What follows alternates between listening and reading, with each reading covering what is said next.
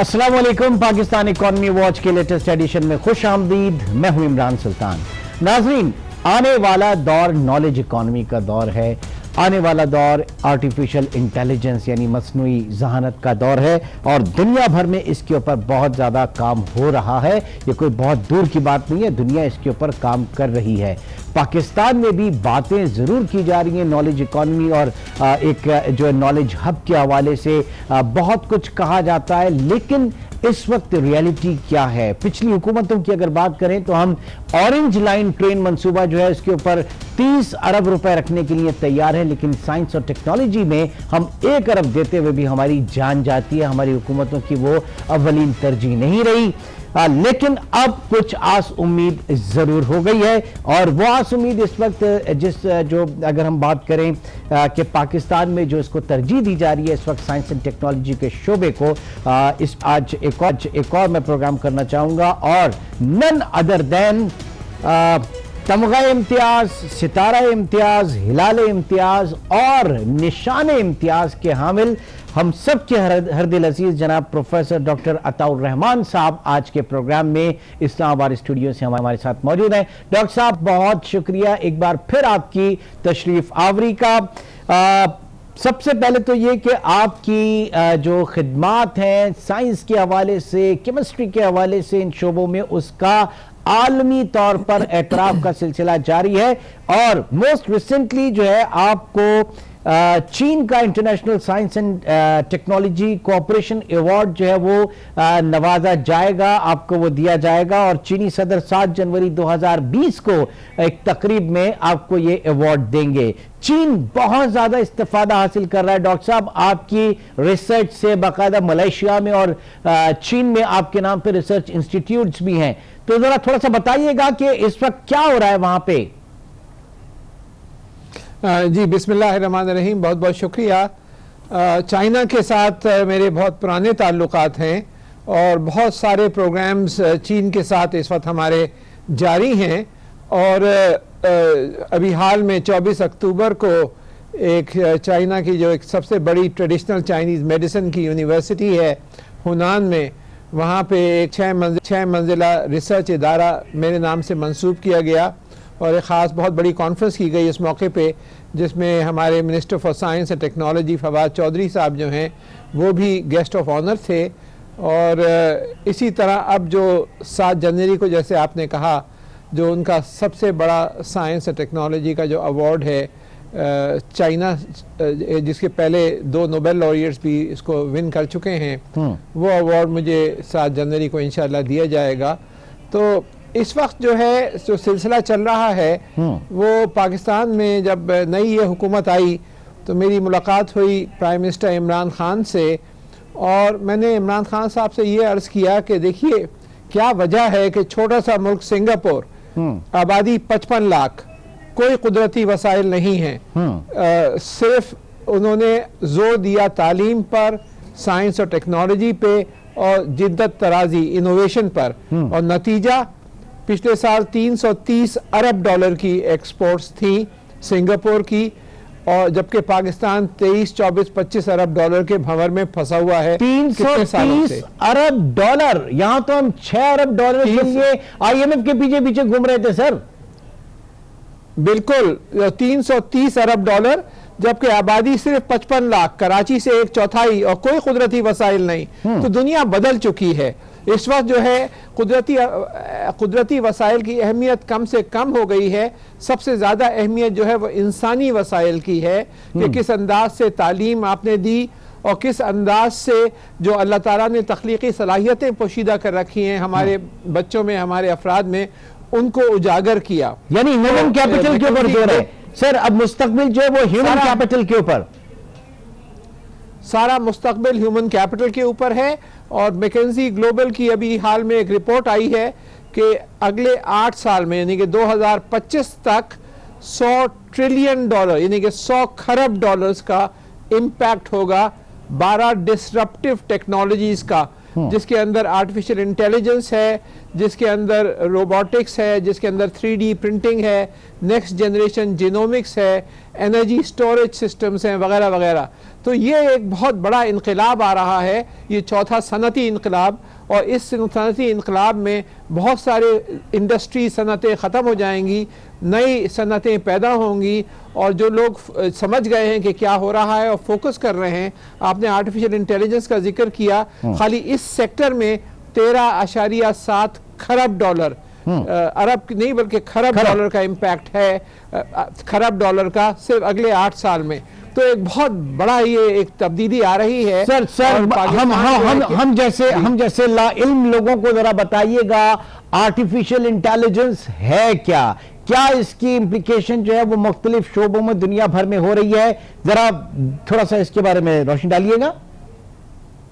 جی artificial intelligence یعنی مصنوعی ذہانت جو ہے کمپیوٹر کے اندر دماغ سمو دیا گیا ہے، سمجھیں، جو خود لاجیکلی سوچتا ہے بہت تیز رفتاری سے اور مختلف فیکٹس کو کوریلیٹ کرتا ہے آپس میں، لاجیکل پروسیسز کو، اور نتیجہ نکالتا ہے جس کے تحت اربوں کیلکولیشنز جو ہیں وہ سیکنڈوں کے ایک کچھ حصے میں کی جا سکتی ہیں. اور اس کا چاہے وہ سٹاک ایکسچینج کوئی پروڈکشن کر سکے، چاہے جو آپ کا انوائرمنٹ ہے کہ آپ کے جو ویدر پیٹرنز ہیں ان کو پریڈکٹ کر سکے، چاہے جو بگ ڈیٹا جو ہے مختلف قسم کا آپ کے جسم سے تعلق رکھتا ہو ڈیٹا یا انوائرمنٹ سے، اس کو کنکلوڈ کر سکے.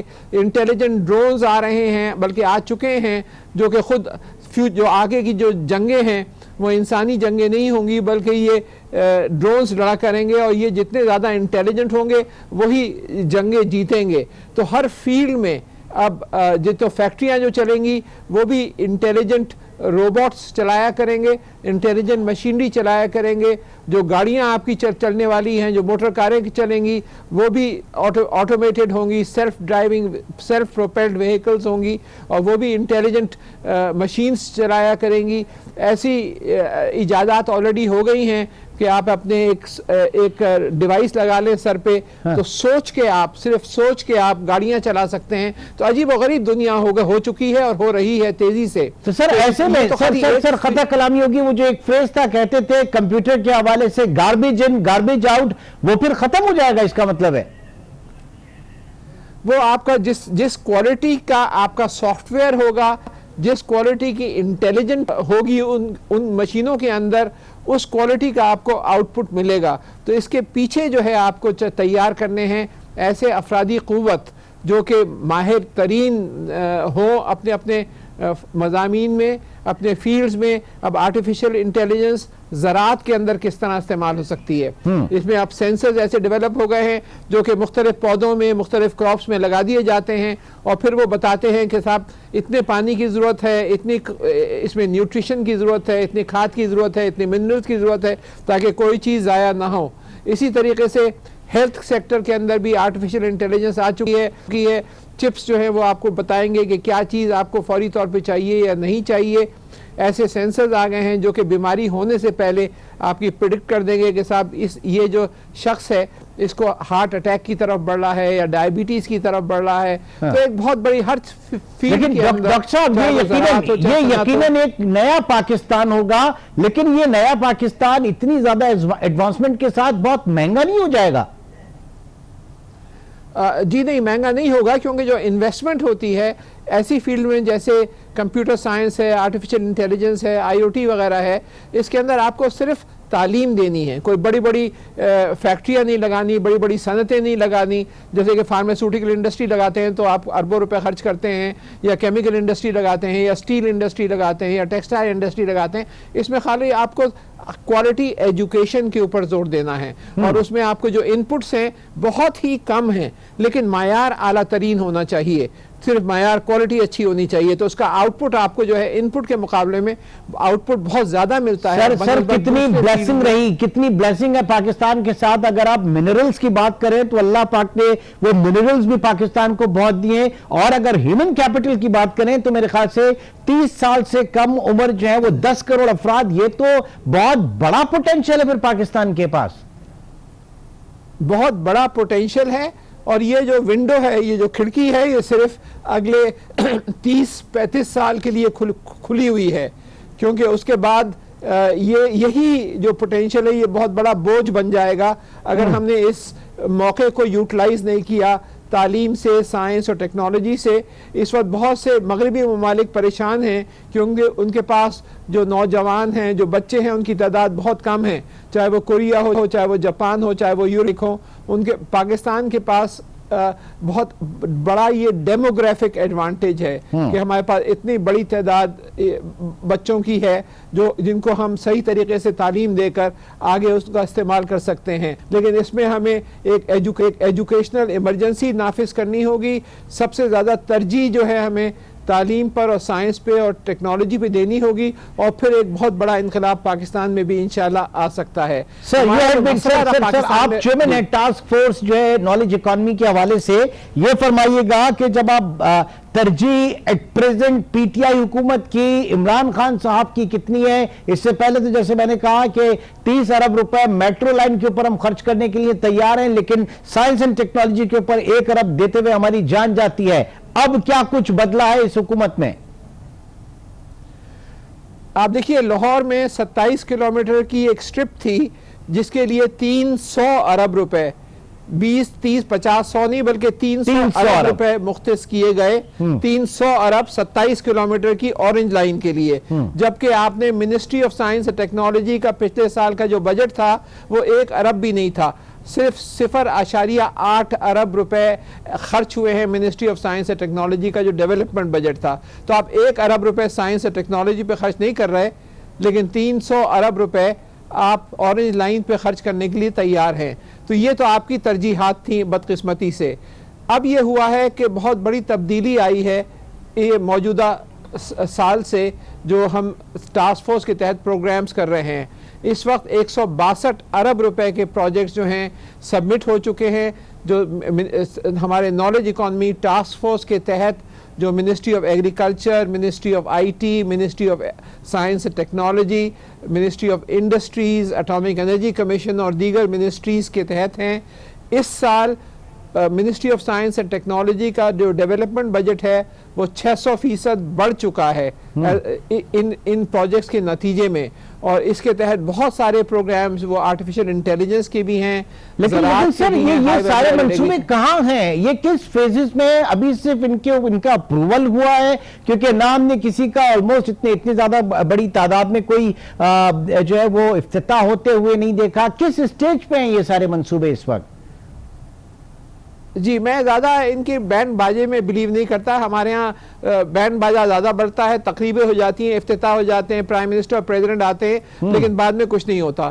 ہمیں اگر ٹھوس کام کرنا ہے, خاموشی سے کرنا ہے. میں مثال دیتا ہوں کہ آج سے 3 سال پہلے میں عمران خان صاحب کے پاس گیا, اس وقت وہ پرائم منسٹر نہیں تھے, اور میں نے کہا میں فورن یونیورسٹی بنانا چاہتا ہوں. انہوں نے کہا آپ آگے بڑھیے, بنائیے.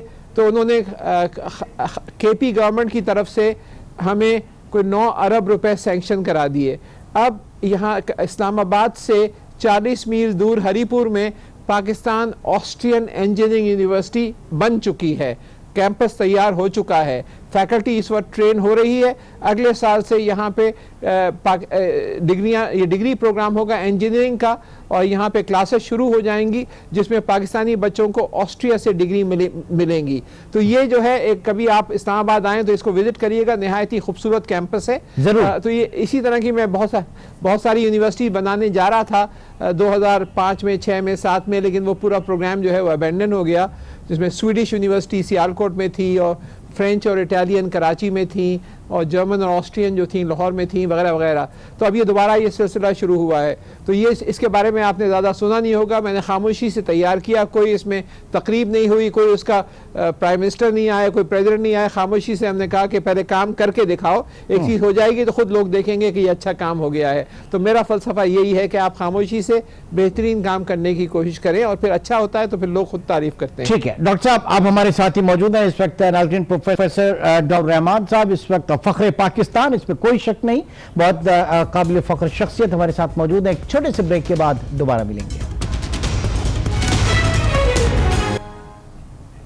Welcome back. پروفیسر ڈاکٹر عطاء الرحمان صاحب اس وقت ہمارے ساتھ موجود ہیں. ڈاکٹر صاحب, मुख्तलिफ शोबों में इस वक्त क्या लाइन ऑफ एक्शन है, आप लोग क्या कर रहे हैं? ये तमाम मिनिस्ट्रीज, चाहे उसमें आईटी मिनिस्ट्री हो, उसमें आपकी ट्रेड मिनिस्ट्री है, उसमें कॉमर्स मिनिस्ट्री है, उसमें फाइनेंस मिनिस्ट्री है, उसमें साइंस एंड टेक्नोलॉजी है, ये सब क्या कोऑर्डिनेटेड एफर्ट के साथ क्या कर रहे हैं? मिसाल के तौर पे मैं जानना चाहूंगा कि इस वक्त मेडिसिन में क्या हो रहा है, मेडिकल फील्ड में क्या हो रहा है?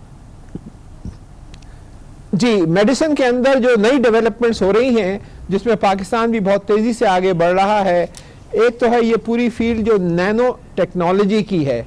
नैनो टेक्नोलॉजी क्या होती है? जब मुख्तलिफ मटीरियल्स को बहुत छोटा कर दिया जाता है 10⁻⁹ ऑफ अ मीटर, तो एक नई किस्म के उनके अंदर प्रॉपर्टीज डेवलप हो जाती हैं। तो नैनो फार्मास्यूटिकल्स मिसाल के तौर पे, नैनो फार्मास्यूटिकल्स एक बहुत बड़ी और बहुत तेज़ी से उभरती हुई फील्ड है। तो पाकिस्तान का सबसे पहला नैनो टेक्नोलॉजी का सेंटर एक प्राइवेट डोनेशन के तहत, जो हुसैन इब्राहिम जमाल फाउंडेशन ने ये डोनेशन दी थी कराची यूनिवर्सिटी में, वो कायम हो चुका है। और वहाँ नैनो फार्मास्यूटिकल्स की डेवलपमेंट में बहुत तेज़ी से तहकीक हो रही है, जिसके नतीजे में जैसे आप एस्पिरिन खाते हैं या एंटीबायोटिक्स खाते हैं या दूसरे, तो बहुत कम मिकदार में फिर अगर इसके नैनो फॉर्मुलेशन जब डेवलप हो जाते हैं तो बहुत कम मिकदार में आपको चाहिए होंगे, असर वही रहेगा, टॉक्सिसिटी भी कम हो जाएगी। वो तो सर मतलब चखने के मुतरादिफ होगा मेरे ख्याल से, फिर शायद। बिल्कुल बिल्कुल बिल्कुल, बहुत ही कम मिकदार में आपको जरूरत पड़ती है, वही ड्रग होता है लेकिन मिकदार बहुत कम हो जाती है, उसकी वजह से टॉक्सिसिटी या उसके जो मुज़िर असरात हैं वो भी कम हो जाते हैं, लेकिन उसके एफिकेसी वही रहती है। तो एक नैनो फार्मास्यूटिकल्स की तरफ बहुत तेजी से आगे बढ़ रहा है। दूसरा बहुत बड़ा तिब के अंदर जो डेवलपमेंट हो रही है वो है स्टेम सेल्स की। ये वो सेल्स होते हैं जो जिससे बाकी सब खलिए पैदा होते हैं। तो Panjwani centre for molecular medicine एक कायम हुआ है, वो भी कराची यूनिवर्सिटी के अंदर ही है, जिसमें नादरा पंजवानी साहिबा की डोनेशन से ये कायम हुआ। और ये international centre for chemical and biological sciences का हिस्सा है और उसमें बहुत ही अच्छी स्टेम सेल की लेबोरेटरी बन चुकी है और तेज़ी से इसके ऊपर अब काम आगे बढ़ रहा है।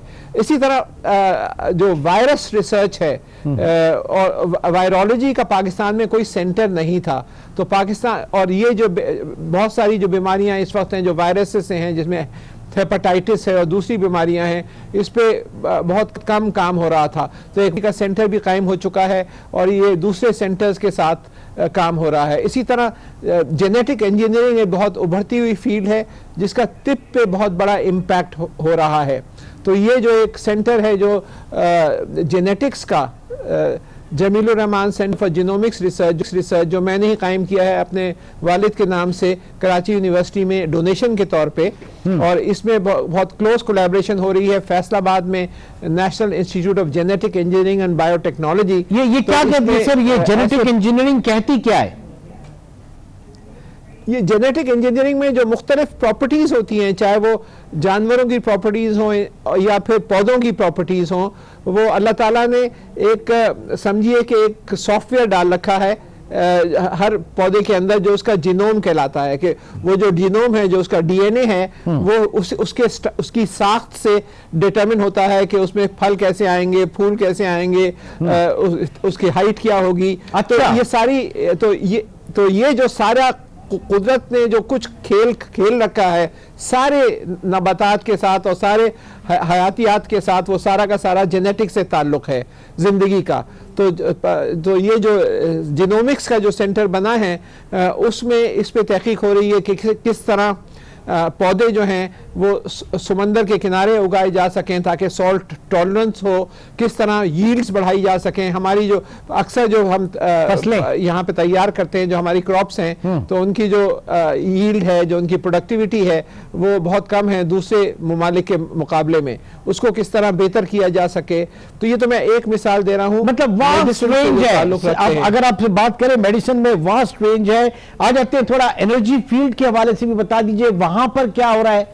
जी, तवानाई के अंदर जब मैं minister for science and technology था सन 2000 से 2002 तक, और बाद में मैं चेयरमैन हायर एजुकेशन कमीशन भी रहा, तो हमने पूरे मुल्क की विंड मैपिंग करी थी کہ ہوا کی رفتار کہاں کہاں پہ مختلف ہائٹس پہ کیا ہے. آپ کو 2 یا 3 سال کا ڈیٹا جمع کرنا پڑتا ہے. تو پتہ یہ چلا تھا کہ کٹی بندر گھارو حیدرآباد جو سندھ میں جو علاقہ ہے وہاں پہ بہت ہائی ونڈ سپیڈز ہیں اور بلوچستان کے کوسٹل ایریاز میں.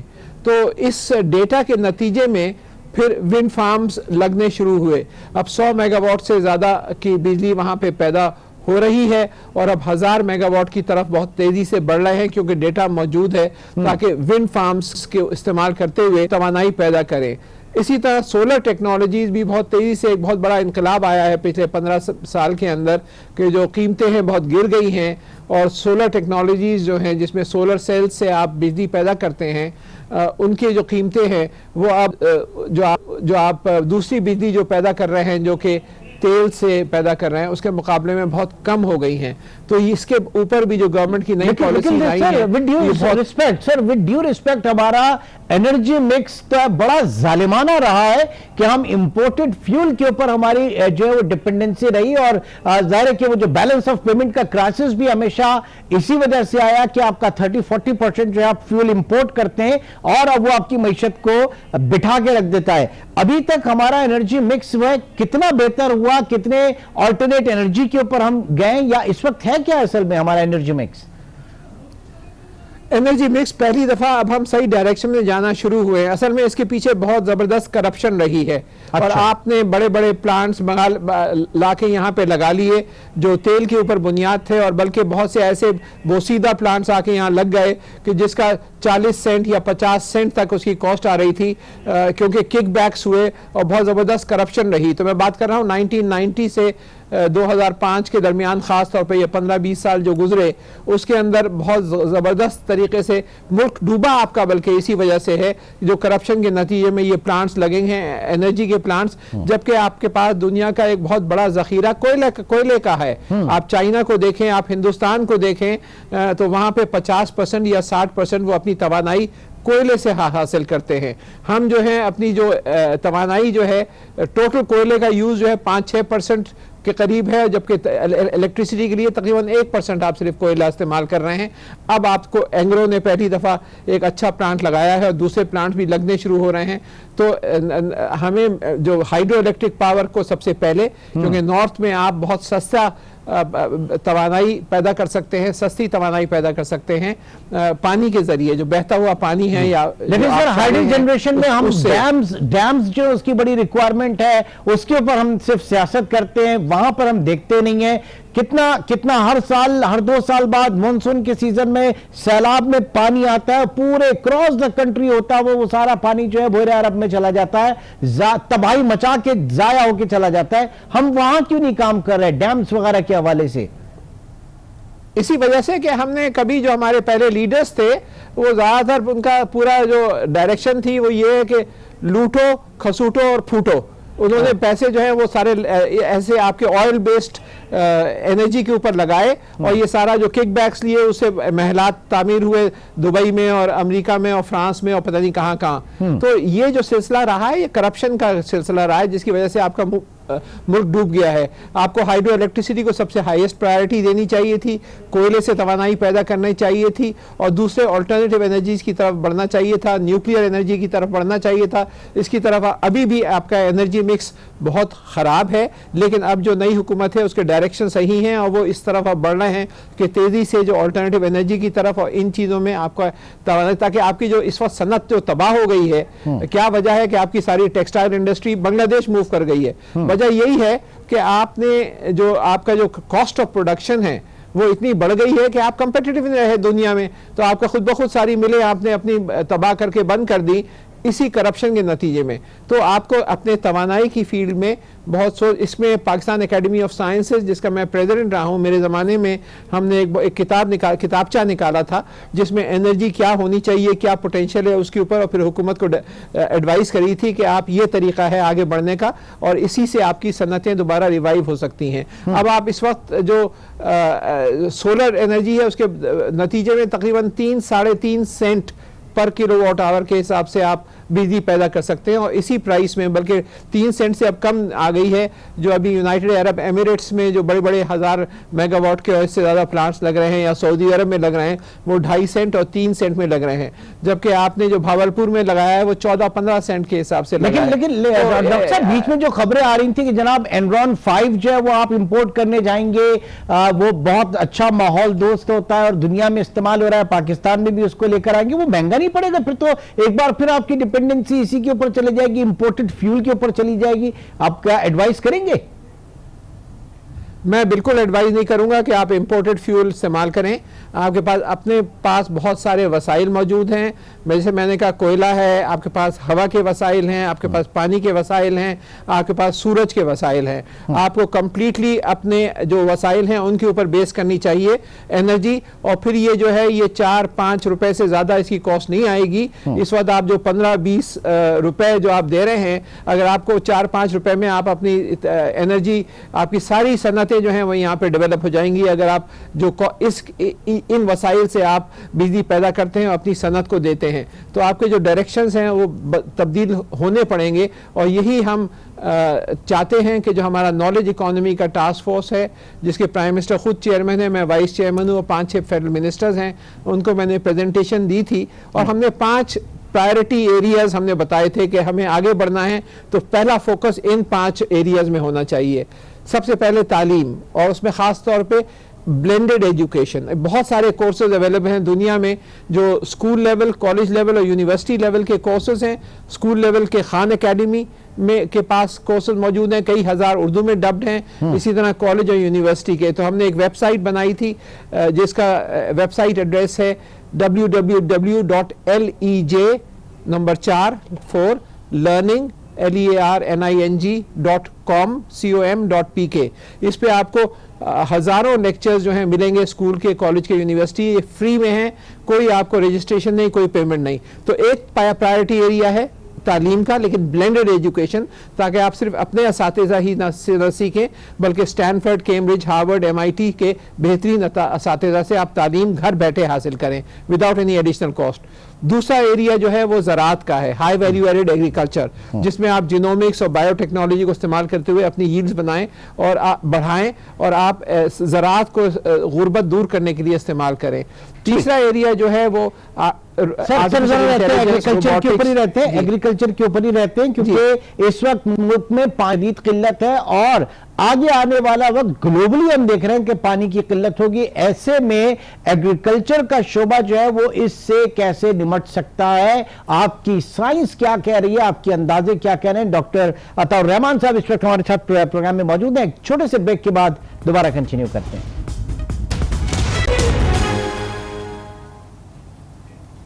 Welcome back. Doctor Ataur Rahman साहब, आने वाली जंगें अब पानी के ऊपर होंगी, तो इसमें क्या साइंस कह रही है, और जो जिद्दत पसंदी है वो एग्रीकल्चर के शोबे में क्या ब्लेंड बनता है इस वक्त? जी, बहुत तेज़ी से तरक्की करी है साइंस ने इस मैदान में, और इसमें कई डायरेक्शंस में काम हो रहा है और हुआ है। एक तो ऐसे पौधे अब डेवलप हो रहे हैं जिनको पानी की बहुत कम ज़रूरत होती है, वो सॉल्ट टॉलरेंट भी होते हैं और ड्राउट टॉलरेंस भी उनके अंदर मौजूद होती है। तो एक तो ये डेवलपमेंट ऑफ प्लांट्स के ऊपर बहुत काम हो रहा है। दूसरे, ड्रिप इरिगेशन जो है बहुत अरसे से अब इस्तेमाल हो रही है। आपको पानी जो हम ज़ाया कर देते हैं, ज़्यादातर पानी आप फ्लडिंग करते हैं और ज़ाया होता है, पौधों को इतने पानी की ज़रूरत नहीं होती। तकरीबन 99% पानी जो आप देते हैं उसकी ज़रूरत ही नहीं होती, पौधे उसका सिर्फ 1% या उससे कम पौधों को ज़रूरत होती है।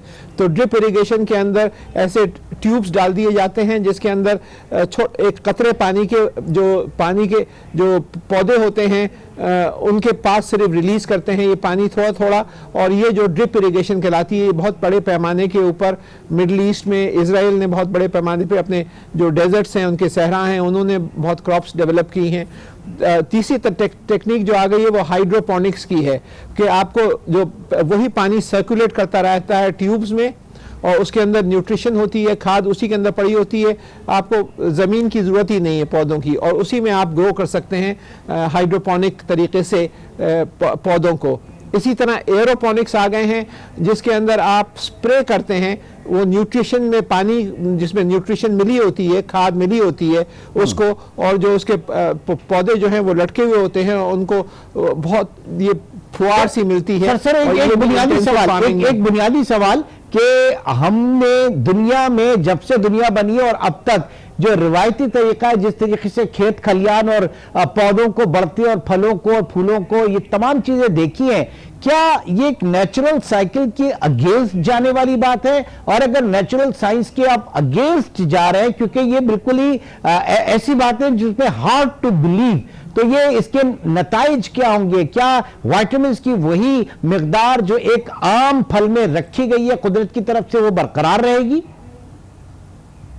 जी, असल में अगर आप जेनेटिकली मॉडिफाई करते हैं किसी पौधे को, यानी कि जो उसका जो जेनेटिक स्ट्रक्चर है उसको तब्दील करते हैं, तो फिर जो आप सवाल पूछ रहे हैं वो बिल्कुल बजाय है कि क्या वो उसमें कोई ऐसे नकाइस तो पैदा नहीं होंगे जो जिससे असर पड़े उसकी प्रॉपर्टीज पे। लेकिन जो तरीके मैं बात कर रहा हूं उसमें आपने उसको जेनेटिक स्ट्रक्चर को आपने तब्दील नहीं किया, ये जेनेटिकली मॉडिफाइड मटेरियल्स नहीं हैं, ये वही कुदरती मटेरियल्स हैं, और इसके अंदर टिश्यू कल्चर टेक्नोलॉजी आ गई है जिसके तहत आप जो है बीज की आपको जरूरत नहीं रही, आप उसका प्लांट का जो बड है उसी को मल्टीप्लाई करते हैं और उससे आप बहुत सारे पौधे बना सकते हैं, हजारों पौधे बना सकते हैं एक छोटी सी लेबोरेटरी के अंदर, लेकिन वो नेचुरल होते हैं। उनमें कोई आपने उसके जेनेटिक स्ट्रक्चर में कोई तब्दीली नहीं की होती, तो उसके कोई नुकसान नहीं है इस तरह के पौधों में। हाँ, अगर आप जेनेटिकली मॉडिफाई आप करते हैं पौधे को, जो कि किया जा रहा है बहुत से, और GM क्रॉप्स बहुत से ममालिक में अब इस्तेमाल हो रही हैं, वहाँ पे यकीनन सवालात पैदा होते हैं। उसके लिए फिर आपको बायोसेफ्टी गाइडलाइंस फॉलो करनी पड़ती हैं ताकि ऐसी कोई चीज़ डेवलप ना हो जाए जो कि नुकसानदेह हो आम आदमी के लिए। ठीक, आगे बढ़ते हैं सर। मटेरियल साइंस में क्या डेवलपमेंट है और पाकिस्तान किस हद तक तैयार है इसके लिए? मटेरियल साइंस में अजीब और गरीब चीज़ें हो रही हैं। एक ऐसा सब्सटेंस डेवलप हो गया है जिसका नाम है ग्राफीन, GRAPHENE।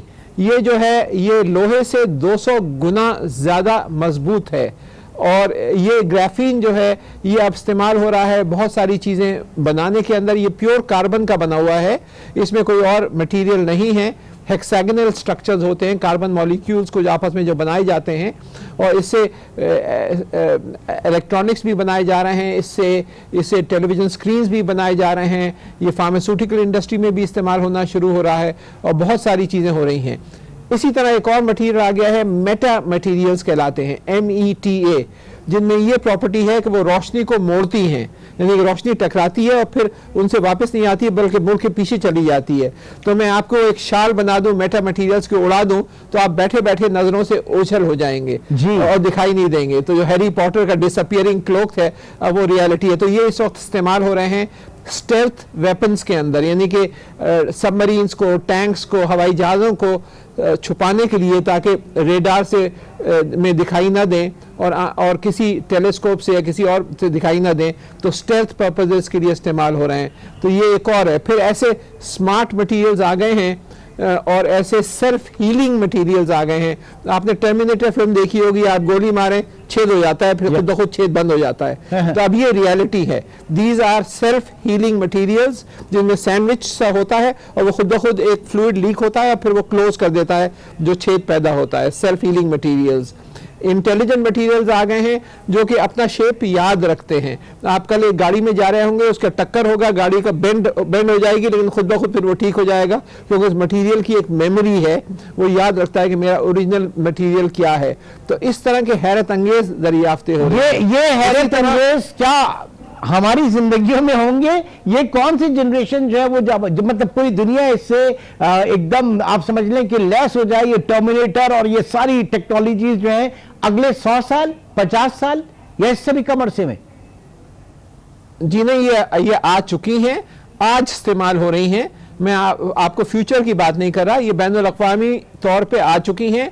आप आज रात को जाइएगा, कंप्यूटर खोलिएगा, उस पर टेक्सटाइल्स, इलेक्ट्रॉनिक टेक्सटाइल्स, ई टेक्सटाइल्स चेक करिएगा तो ऐसे लिबास बन गए हैं जिनमें हजारों डिजाइन पोशीदा होते हैं। एक छोटा सा बटन दबाएं और उसका डिजाइन बदल जाएगा। इलेक्ट्रॉनिक टेक्सटाइल्स ये एक मटेरियल साइंस की एक मिसाल है जो आ चुके हैं और कमर्शियली अवेलेबल हैं, आप खरीद सकते हैं आज जाके, जिसमें आप मुख्तलिफ डिजाइन, इसी तरह ऐसे मटेरियल्स आ गए हैं जो आहिस्ता आहिस्ता अपना रंग बदलते हैं। तो आपकी बेगम साहिबा जो हैं वो लाल लिबास पहन के किसी दावत में जाएंगी और काला लिबास पहन के वापस आएंगी, क्योंकि 2-3 घंटे में उसका महंगा कितना होगा सर? ऐसा ना हो कि वो 7 रंगों के बराबर महंगा हो जाए तो इमरान सुल्तान को प्रॉब्लम ही हो जाए, इतना महंगा हो जाए। जी नहीं, ये जैसे मास प्रोडक्शन होती है तो चीज़ें खुद ब खुद सस्ती हो जाती हैं, तो इसमें इसकी परेशानी की ज़रूरत नहीं है। लेकिन इसी तरह आज अंधे जो हैं, नाबीना अफराद अपनी ज़बान से देख सकते हैं। ये एक डिवाइस है जो कि वाई कैप करके एक अमेरिका में विस्कॉन्सिन में एक कंपनी है, उन्होंने डेवलप किया है कि एक कैमरा लगा होता है नाबीना अफराद के ऐनक के ऊपर, चश्मे के ऊपर, और वो जो है वो पिक्चर ले रहा होता है और वो इलेक्ट्रॉनिक वर्जन में कन्वर्ट होकर उसके हाथ में एक लॉलीपॉप की तरह डिवाइस होता है जिसमें 400 सेंसर्स लगे होते हैं। जैसे ही वो अपनी जबान पे रखता है तो जो इमेज है वो जबान के नर्वस सिस्टम से दिमाग तक पहुंचती है और ये पार्शियल आईसाइट जो है वो वापस आ जाती है, वरना वो एक हद तक। सुभान अल्लाह। इसीलिए कहा गया कि कायनात को तस्खीर करना, इंसान ये असल में कि कायनात को बिल्कुल तस्खीर करना। डॉक्टर साहब, वक्त की कमी इस वक्त आ रही है, वरना बहुत चाहत थी कि हम और ज्यादा आपके साथ गुफ्तगू करते। इंशाल्लाह अगले किसी प्रोग्राम में आपको फिर ज़हमत देंगे और आपसे सीखने समझने की कोशिश करेंगे। बहुत बहुत शुक्रिया। डॉक्टर अताउर रहमान साहब प्रोग्राम में हमारे साथ मौजूद थे और जो चीजें उन्होंने बताई है ये यकीनन बहुत ज्यादा तंगेज और मुस्तकबिल इन्हीं चीजों का है, तो हमको भी इन्हीं के लिए तैयारी पकड़ना चाहिए। इंशाल्लाह आपसे फिर मुलाकात होगी। अपना बहुत ख्याल रखिएगा। अल्लाह हाफ़िज़।